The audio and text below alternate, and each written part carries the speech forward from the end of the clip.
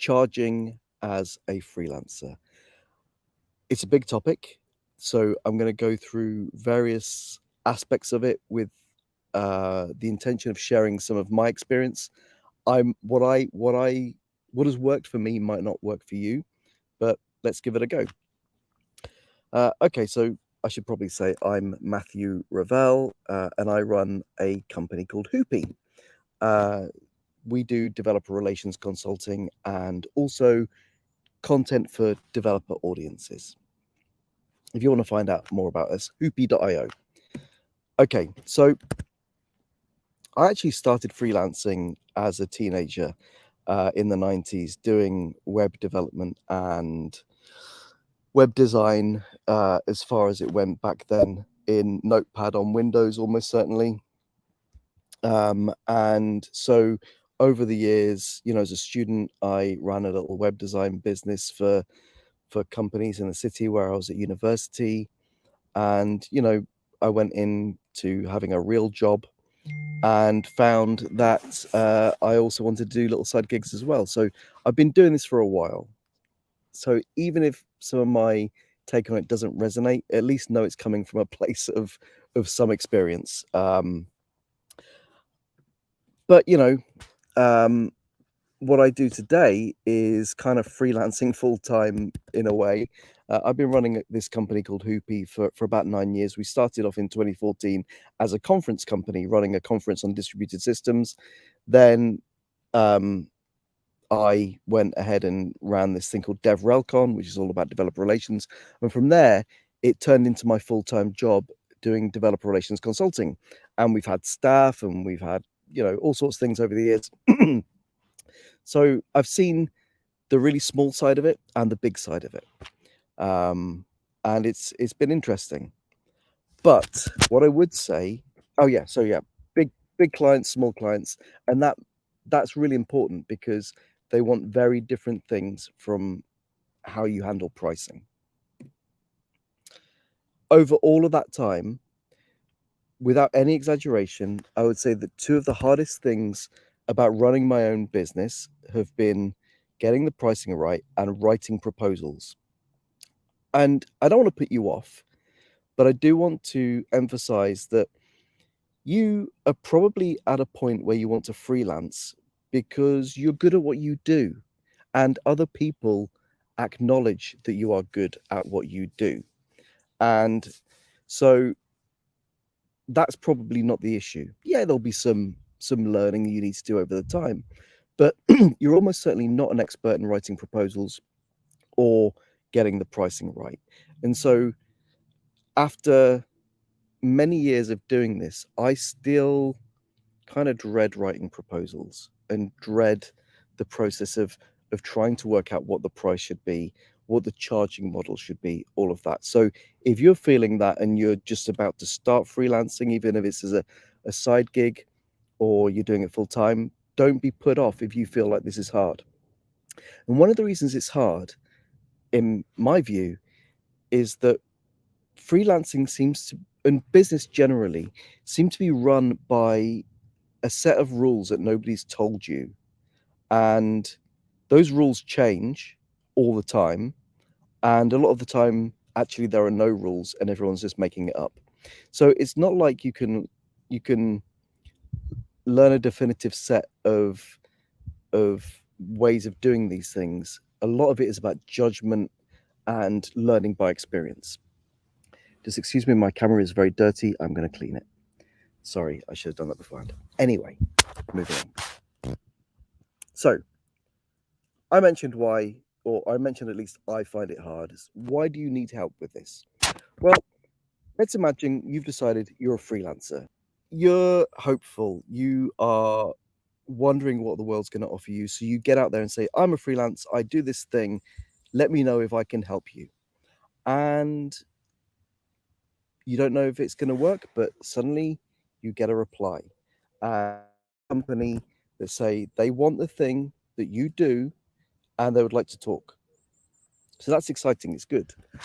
But this is where the hard part begins, because not only now do you have to do the work, which is what you wanted to do, but you've got to work out all of this weird dance with this potential client where you have to find out what they want. You have to find out how you fit into that. And then you have to work out how to charge for it and how much to charge. And you will find that you have clients who will come to you and say that they just want to hear what you do. They won't tell you what they want. And then you'll have other clients who come to you and they have a very specific requirement, and great, you can fit into that. But the point is that it differs so much every time.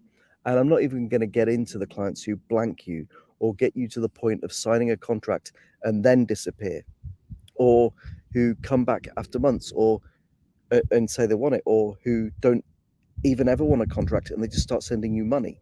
It varies. Be ready for change and surprises. Anyway, this is about pricing. So what are we going to cover?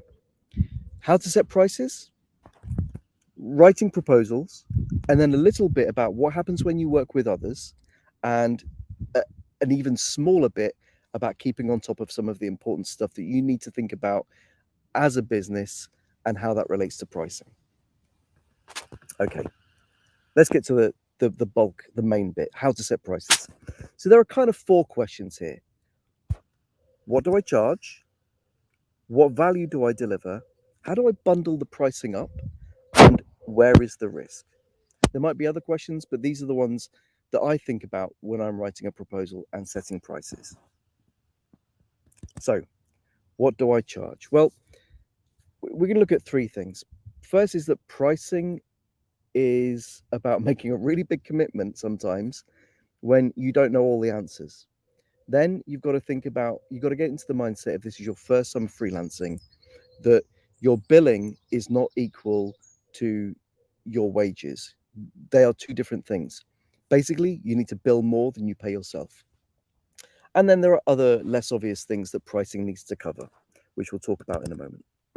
Okay, so one of the problems is that no one wants to tell you their budget. It's not like you're walking into a shop and there's a loaf of bread and it's €2 or £1.50 or whatever. Instead, you're having this kind of dance with another party. Sometimes, depending on what you do, there will be an obvious price, and sometimes they will be honest and open with you and tell you. But often what happens is you go through this sales process where you're trying to work out what they can afford, but also, because it's not just about what they can afford, it's about what's a fair price. And they're trying to work out how much they can get away with paying you, or how little. So there's this problem of no one wants to tell you their budget. Okay, so you are starting at what I think they call a place of information disparity. You're at an advantage. And actually, that's how a lot of business transactions work. You don't know how much that loaf of bread cost the retailer, and so you don't mind paying the €2, knowing that maybe it cost them €1.75. Anyway, whatever. So you don't know what they can afford. You don't know what they want to pay. It's also hard to anticipate how much effort a project is going to take you. Now, we can talk about different models of charging in a minute, but let's say someone asks you to write a blog post, or design a logo, or create a client library for an API. They are all things that on the surface have a fairly easy to work out set of requirements. That the inputs are fairly easy to guess. The time you have to spend on it should be something that you're able to work out because you're meant to be experienced in this. And the outputs should be fairly obvious because that's what the client's asking for. However, it's not always clear what the weird variables are going to be from one client to the next. Some clients might require lots and lots of paperwork, lots of meetings. Others might just give you a spec and ask you to come back in a couple of weeks with the finished thing. When you're going through the sales process, this is what you need to find out. You need to know from the client as much as you can about how they work. And you might want to do that by talking to not just the main contact that you have, which is tricky, You don't want to go behind people's backs because that will sour your relationship with them. But if you get a good relationship with the company more generally, maybe you can have a good excuse for talking to other people. Don't say too much up front, just get a taster. Maybe you can talk to other freelancers they've worked with. Maybe there are even people who will be working on this project with you. Um, Whatever you do, do it subtly and do it in a way that doesn't make you look like you don't know what you're talking about, because as a freelancer, they are hiring you because you are the expert. And that's important to remember. Okay, so here's the other thing: you don't know what the client's alternatives are. They might be talking to someone who will outsource it to a lower cost region. They might be talking to a very large multinational agency who are going to charge much more. And the reason that's important is that it makes it difficult for you to know where to pitch. And again, it's not about seeing how much you can get away with charging, it's more about how much do you need to deliver in order to satisfy them, and then how much do you need to price in order to deliver that work. So I'll give you an example. Um, a good few years ago, I took on a project for Hoopy to write the documentation for a chat application, the API documentation. And I brought together a team, I'm sure he won't mind me saying, including Kevin. And we kind of worked out that this was going to take about 6 weeks of work. In fact, because of all the difficulties on the client side, it took 6 months. And that was a fixed price project. And it was painful, let me be clear. Um, Nonetheless, the reason it was painful was because I didn't know up front what the difficulties were on that side. And that ties into this thing of not knowing what their alternatives are. Because probably, and I'll admit I was a bit naive at the time, it was a good few years ago. But if they'd spoken to a more experienced person dealing with that kind of company, because I'd been dealing with more tech companies at the time rather than this, which wasn't really in kind of, it's kind of in the middle, um, then that company would have, a more experienced company dealing with that kind of client would have known that they needed to add on a lot more money than their usual quote because it was going to be really hard to do. So, how do you address this? Well, like I say, you could ask people at the client, but actually, probably what you should be doing is asking other freelancers. And you'll find that, yeah, they are your competition, but actually, in a lot of tech, there's enough work to go around, and so people don't get too territorial.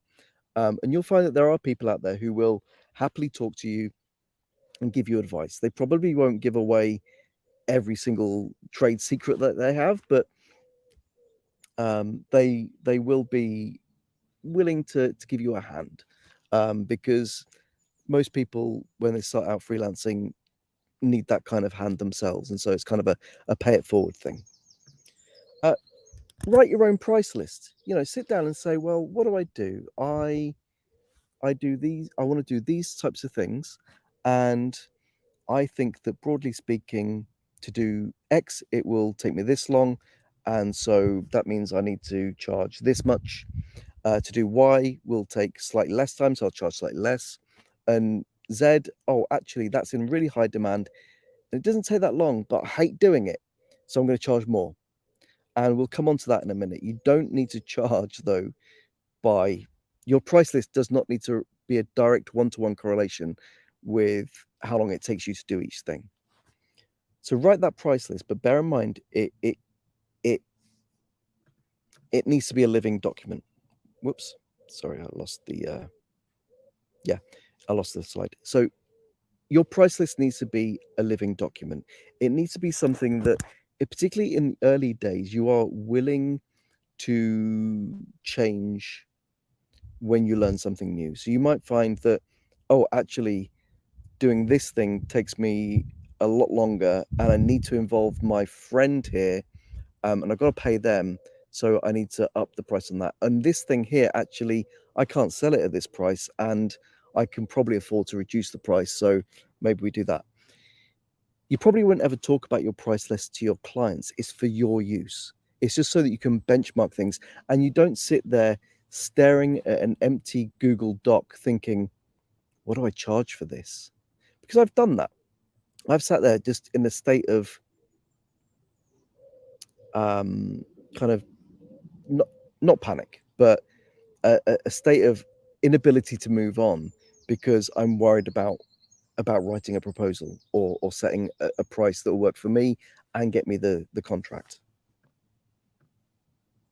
Okay, so here are a couple of other things as well. You got to find the sweet spot then in that pricing between what's worthwhile for you and what's competitive for that client. So you've got to understand where they're working. Like, are they expecting to pay a lot, or are they expecting something quick and cheap? If it doesn't work for you, you probably shouldn't take on the job. Okay, so we've all been there where we've taken on work that we kind of were charging too little for, but we needed the money in that moment. So I get it. There will be times like that, but try and maintain your pricing if you can. Um, you need to build in margin. I'll talk about that in a minute, and also be humble. You know, it's and I know that sounds like a weird thing to say about pricing, but you've got to be clear about the value you bring and be honest about maybe um, some of the areas that make you less valuable than you would like at this stage until you've learned more. We'll talk about that more in a minute. Okay, so let's talk about this thing of what you bill is not what you earn. Your time is just one cost. And the important thing here, you are running a business. You are not taking a salary, you're not taking a wage from a company to do this work. You are running a business. And one of the part of the deal of running a business is that your pricing is meant to allow you to cover the costs of running a business. When you're a wage, you are sorry, when you're an employee, your wage is lower than the value that you bring to the company because the trade-off is that you get to participate in something bigger, you get some security, you get some benefits, and you don't really have to worry about chasing down business and things like that, usually. So in this case, you need to capture more of that value than you would as an employee because you will have other costs, you will have other expenses in your business, which we'll talk about momentarily. In fact, we'll do it now. So some of those costs are things like tax. Have a savings account where you save the tax that you will need to eventually pay. You will need to take sick days, unfortunately. You will probably want to take holiday or vacation, save for that so that you don't need to worry about missing out on some, like a payday because you're ill. You need to think about the time that you will have to take out from freelance contracts in order to search for new business, to file your taxes, to register with the data protection office in your country. All these things that come from running a business, you will need to put some time aside. I always said that I would put aside Fridays to deal with that. I kind of do and I kind of don't because you get busy. So what often happens is, particularly in the early days before you can afford to hire some professional help, you end up working longer hours than you might want to because you've got to deal with the admin. Stay on top of it and it won't be too bad. Then there's running costs. So you've got to pay for insurance, maybe a brochure, maybe a website. It depends what model of freelancer you want to be. Um, but there will be running costs, an accountant being one of the most important ones, and maybe occasionally some legal advice as well.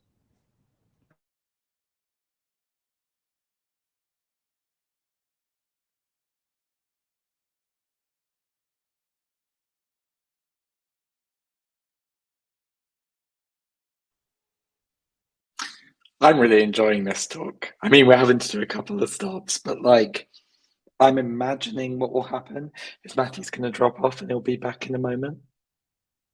And given that there's no talk after, we can be a little bit chill, go with the flow, resume. Hey, you're back.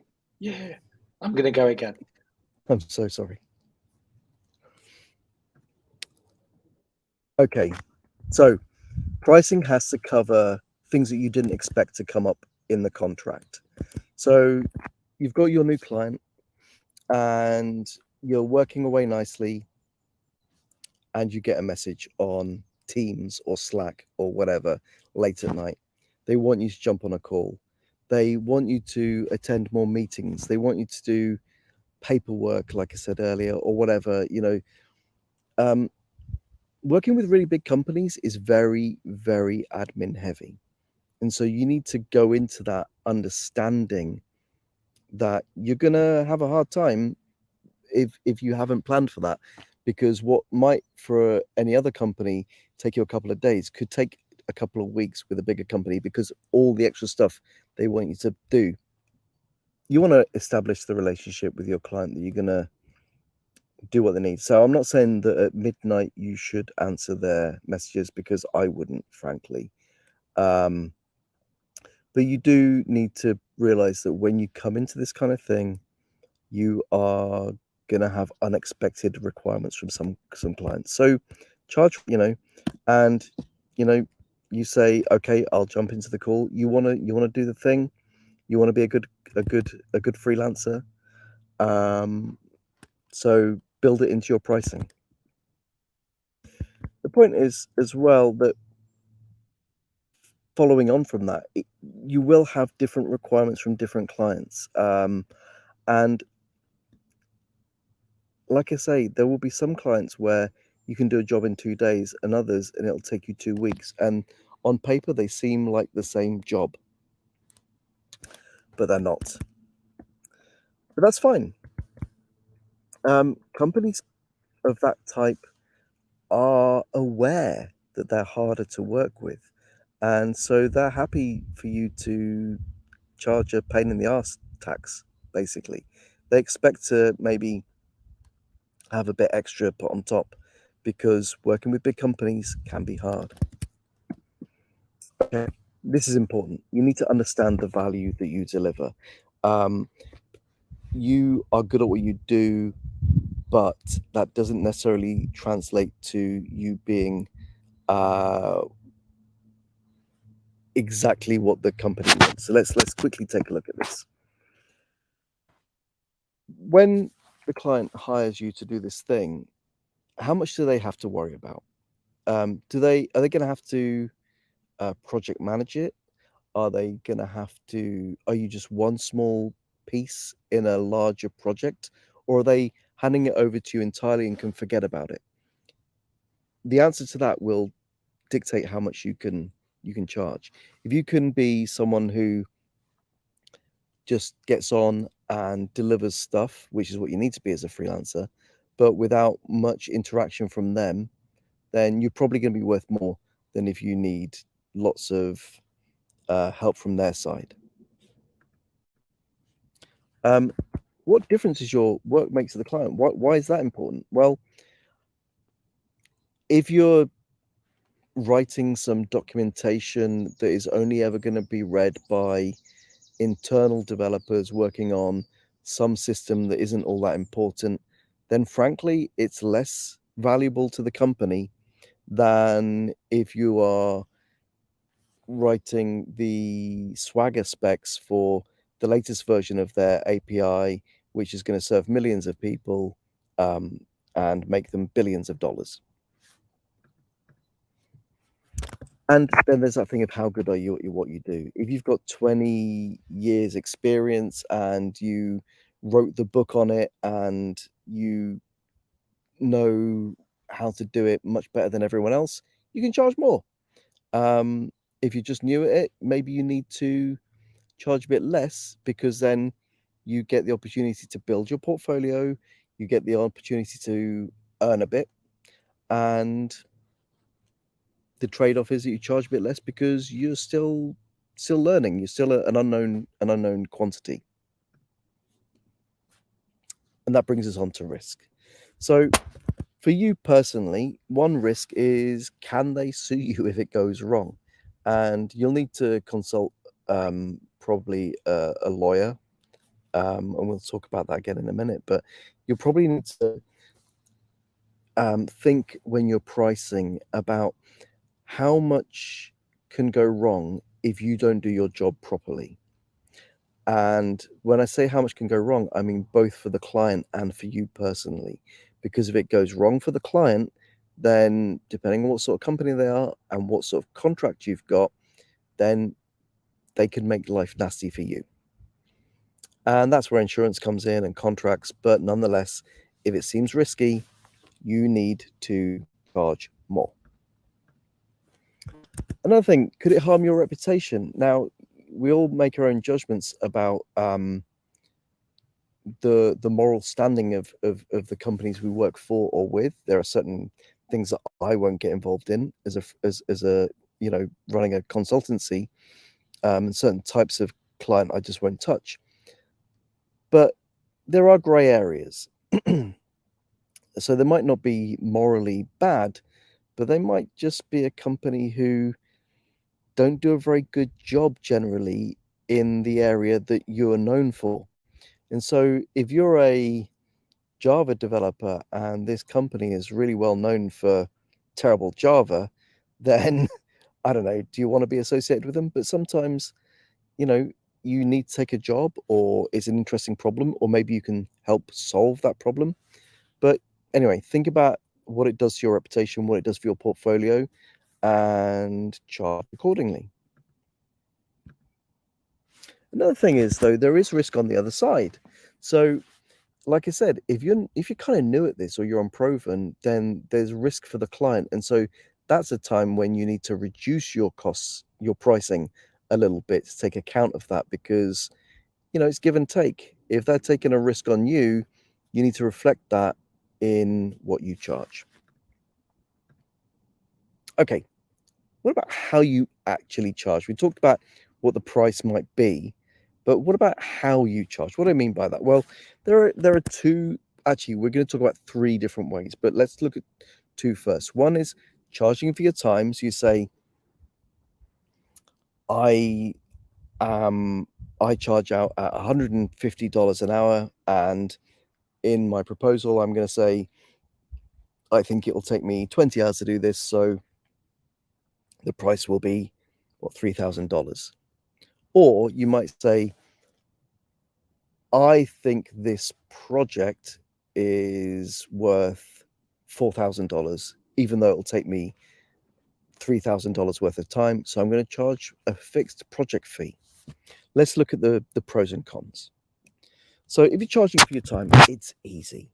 You put a timesheet in with your invoice and you say, I did this many hours, and you get paid for that many hours. The risk to you is low.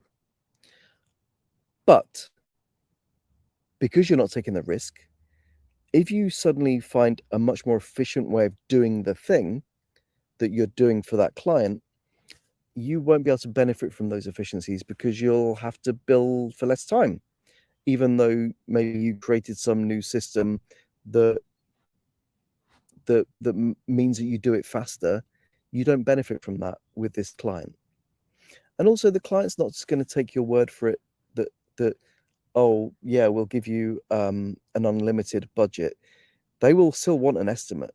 And if you go over that estimate, they're going to wonder why, unless you are very good at communicating with them and they can see the reasons.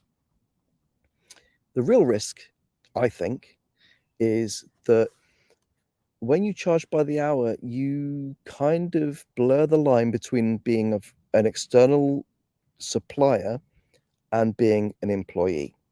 Now, depending on where you live, that might have tax implications for you. But also, it makes it a lot easier for them to ping you at 5 minutes to midnight and say, hey, can you just jump on a call with the team on the other side of the world? And, you know, it's down to your personality how you deal with that. But if you are billing by the hour, then they might feel they have more license to treat you like a resource they can bring in at any time they choose. Charging by project is essentially you're going to benchmark it by how long it'll take you. So you think, well, it's going to take me 20 hours. I'd usually charge 3,000 for that. Maybe I'll put in an extra bit of elastic room to allow for overruns or whatever. But you're still going to benchmark it by how long you think it'll take. Also, if we go back to that price list idea, charging by the project is kind of better for situations where you have a very well-defined set of deliverables and you really know what goes into producing those deliverables. If there's lots of unknowns, then you need to build that into the price, or maybe per project pricing isn't suitable. There are kind of, a mix up where you can say, well, we're going to charge a project price, but only what we can deliver by a certain date. And that allows you to deal with clients who maybe aren't as forthcoming with the information you need or whatever. And so it's a way of sharing the risk with them. If you find a way of doing it more efficiently, in this case, you get to keep that value. But if you do get the pricing wrong, as I said, with that project that was priced at 6 weeks but ended up being 6 months, it can be deeply painful, believe me. The other one that I kind of don't recommend for someone who is new to freelancing is charging by value delivered. A really good example of this is in the cloud consulting space. There are companies who will look at your AWS bill, find the inefficiencies, and then the way that they get paid is they take a commission for a year or 3 years or whatever on the savings that they've made you. So if they save you $100,000, they want $50,000 per year for the next 3 years, perhaps. That's great where you know that you are going to deliver that kind of value, but it's really risky to you and it doesn't work for most situations. And it's a really great way of getting ripped off as a new freelancer. So I kind of suggest you don't do that to begin with. Let's go into proposals and statements of work. So these are two different things. A proposal is what wins you the business. It's your ad, it's your salespersonship. And then the statement of work is the document that says what you're going to do, when you're going to do it, and what you're going to charge, and maybe some other bits and pieces as well. There are some offices where you can go in t-shirt and jeans, and that's fine. There are some offices where they want you to go in business wear. It's the same with proposals. You will have clients who want you to literally just put a price in an email, and that's enough of a proposal. It's not enough of a statement of work, but it might be enough to get you over the line into a place where you are ready to talk about a statement of work. There are other clients who will want you to write huge documents that go into detail about you, about why you're the right person, about your experience, about what precisely you're going to do in the project, what value you are going to deliver. Maybe even talk about some of the risks of the project. Some people will want detail. It's up to you if you go for that kind of client, but just be aware that there is no one size fits all proposal. Feel that you can ask the client what their expectations are here. You shouldn't have to guess. If they think that's a weird question, then that might be a sign that they're going to be difficult to work with. Yeah, so your proposal is a sales document. It's a brochure. So be prepared to big yourself up here. But, ground it in reality because you're going to have to deliver on this. But tell them not just what you're going to do, but why you should do it as opposed to someone else, why they're going to get value from it, and why they can trust you. And maybe if you're feeling particularly confident, talk about potential next steps after this particular project. Yeah, like I say, don't just say what you'll do, tell them what it'll do for them. Tell them what value they're going to get. And don't be shy. You are good at what you do. You must be, because you're talking to people about selling them that service. So remind them that you're good at what you do. Oh yeah, and then at the end you've got to list the deliverables, set the price, and one key thing is there are lots and lots of YouTube videos and blog posts about how to lay out your pricing page for maximum impact, or should you uh, make it an almost random number so it looks like you've really thought about the price. Uh, I don't really think that psychological stuff really works. If you've had a good sales process, good meetings with the client, and you have done a good job of writing your proposal, you don't need to turn $10,000 into 9,976 and 37 cents. It just, I think it's a bit embarrassing, frankly. Your work should stand for itself. Oh, yeah. So statements of work, they are a contract. Some companies will ask you to fill out their paperwork and use their terms of service. In many countries, if you don't specify that you, as the contractor or the freelancer, want to use your terms of service, then it defaults to the company's terms of service. Um, let's stick to the statement of work for a moment. This is where you lay out in detail who the client is. So you need their formal company address, their formal company name, a contact there, who's going to be the main person you're in touch with, who's responsible for approving work and signing it off, where do you send your invoices, uh, when should you expect to get paid? Because it'll probably, if you're lucky, it'll be 30 days after you sent the invoice. But I've worked, or Hoopy's worked for clients where it was 90 days after, and I tend not to go for that. But sometimes a client is, let's face it, rich enough that you're like, well, it's worth it, so long as you can manage the cash flow, which is hard. Anyway, so that's what the statement of work is. It's all that stuff, but then it's exactly what you're going to deliver in bullet points, when, what you need from them in order to deliver that.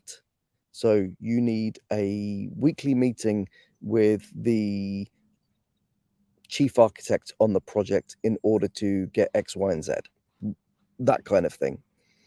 And then this is going to cost this much, and I require a 25% deposit before I start work. At the halfway point through the project, I want another 25%, and at the end of on delivery, I'll send an invoice for the remaining 50%. That kind of thing. You need to set that sort of thing out in detail in the statement of work. And then the contract stuff, the terms of service. So you can probably get terms of service documents, verbiage, wording off the internet, but I don't recommend it, because that is your protection should things go wrong. If you can afford it, you should seek advice from a lawyer in your local area, like your country, who will give you wording for your terms of service that match what you need. And you might be thinking, well, lawyers are expensive. Yes, they are.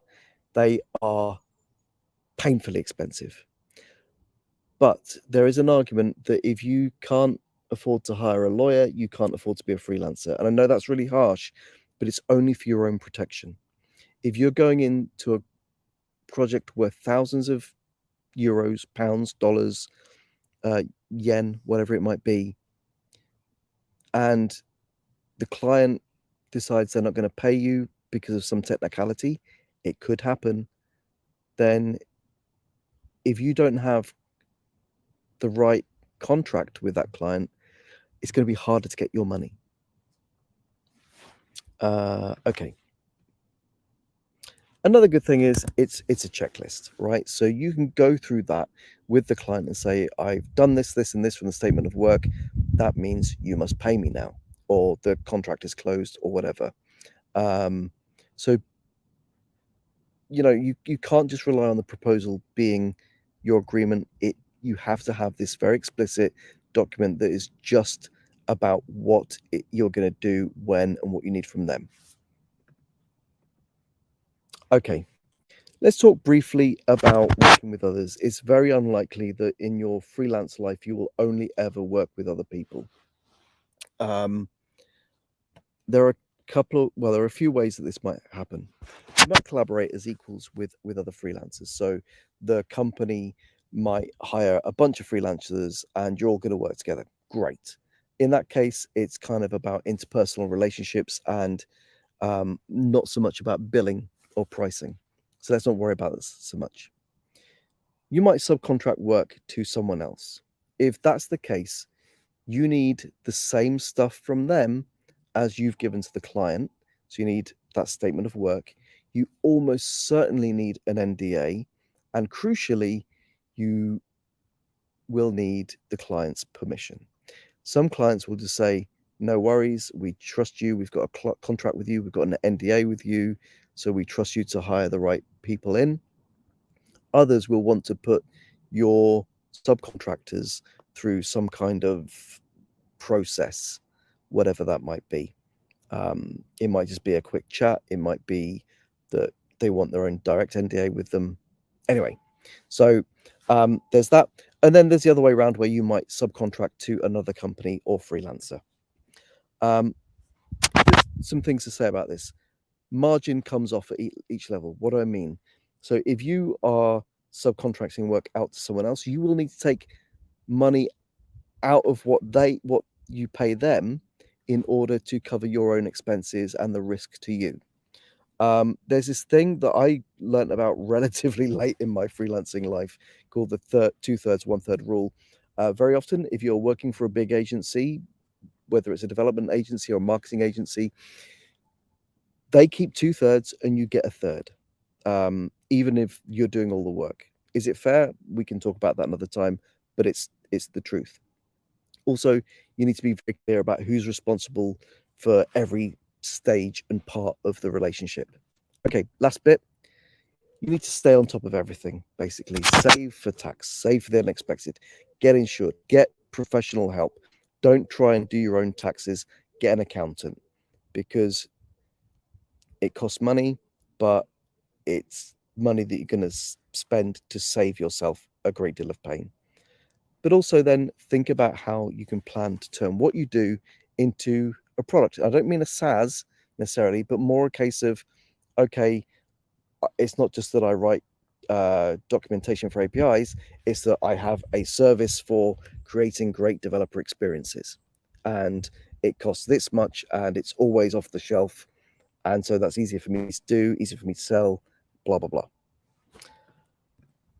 And that's it, really. So I am very happy to talk to anyone who wants to talk to me. hello@hoopy.io. Thank you very much for the opportunity. And thanks for a wonderful event. Kevin, thanks.